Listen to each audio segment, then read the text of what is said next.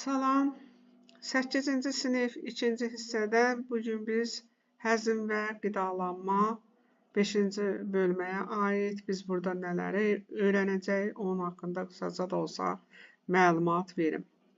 Bildiyiniz kimi insan orqanizmi və yaxud da ki bütün canlı orqanizmlər öz həyat fəaliyyətlərini davam elətdirmək üçün qida maddələrinə ehtiyacları var və qida maddələri hər bir orqanizm tərəfindən mənimsənilə biləcək şəklə düşmək üçün həmin orqanizmdə həzm orqanları sistemi olmalıdır və həzm orqanları müxtəlif canlılarda müxtəlif quruluşda olur. Baxmayaraq ki, onların başlıca funksiyası qəbul olunmuş qida maddələrinin həzmini həyata keçirməkdir. Bildiyiniz kimi iri molekullu birləşmələr qida maddələrimizin tərkibindəki daxil olan zülallardır, yağlardır, karbohidratlardır. Bu maddələrin həzm olması üçün müxtəlif fermentlər lazımdır ki, onlar həzm vəzləri tərəfindən və yaxud həzm kanalının özündə yerləşən vəzlər tərəfindən sintez olunaraq həyata keçirilir. Funksiyanı yerinə yetirmək üçün ağız boşluğu bu insan orqanizminə aiddir. Adətən udlaq, qida borusu, mədə, bağırsaqlar, qaraciyər, mədə-altı vəzi və o öd kisəsi də daxil olmaqla onların qarşılıqlı əlaqəsi təmin olunmalıdır.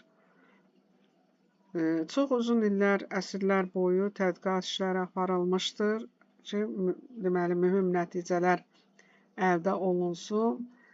Bu sahədə 11-ci əsrin əvvəllərində deməli, İbn Sina qidalanmanın vacibliyi, mədə xəstəliklərinə qarşı həssaslığı qeyd etmiş, pəhriz və həzmlə bağlı əhəmiyyətli məsləhətlər vermişdir.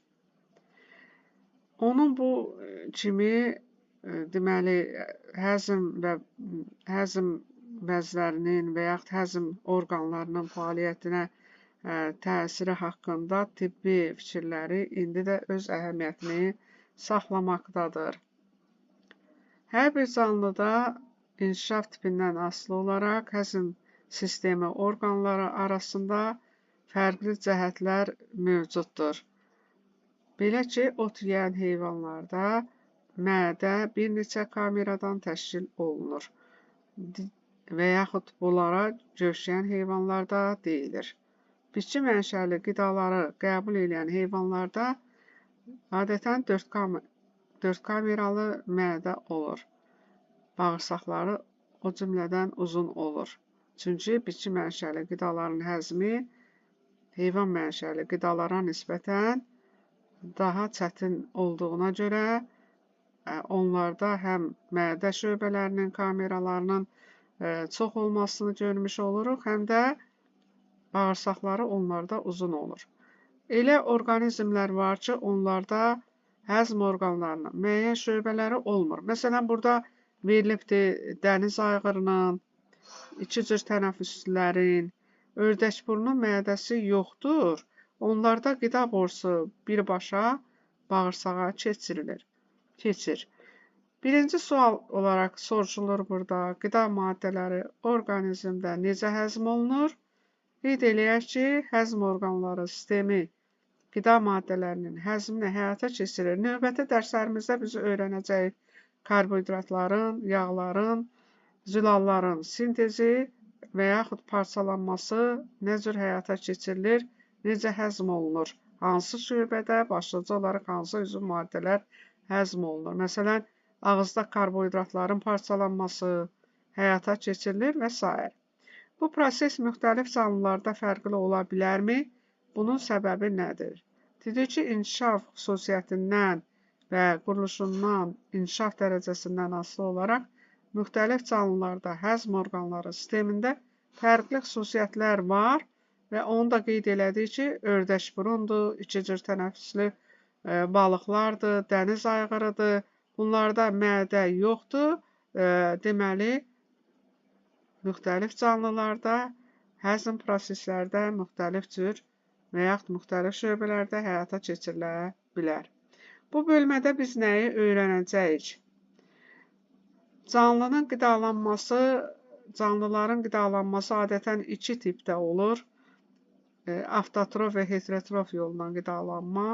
Bunu biz dəfələrlə demişik ki, avtotrof yolla qidalanma elə qidalanmadır ki, onlar qeyri-üzv maddələrdən üzv maddələri özləri sintez edirlər. Yəni, bitkilər aləminin nümayəndələrini əsasən bura aid etmək olar. Heterotrof yolla qidalanan orqanizmlər isə heterotrof yolla hazır şəkildə olan qida maddələrindən istifadə edirlər ki, adətən heyvanları bura daxil edirlər. İnsanın qəbul etdiyi qidanın tərkibində karbohidratlar, lipidlər, zülallar, vitaminlər və mineral duzlar olur.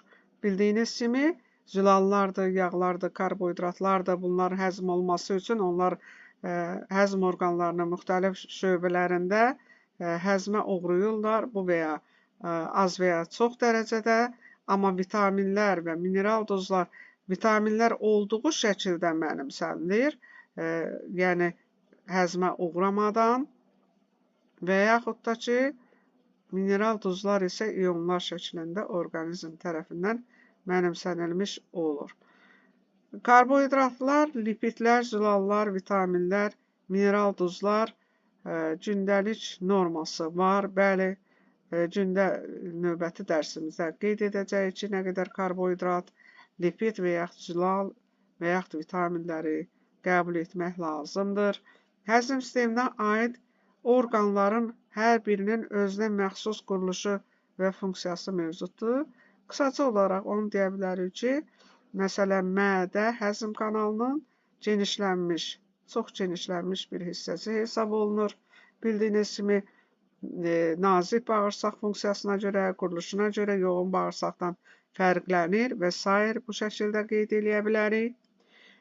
Həzm prosesi qida qəbulu, mexaniki və kimyəvi həzm, soğurulma və defekasiya mərhələlərindən ibarətdir. Bildiyiniz kimi, qida maddələri adətən üzv maddələr iri molekullu birləşmələr olur ki, onlar iri molekul şəklində hüceyrələr tərəfindən mənimsənilə bilmir. Ona görə də onlar kimyəvi həzmə məruz qalmalıdır.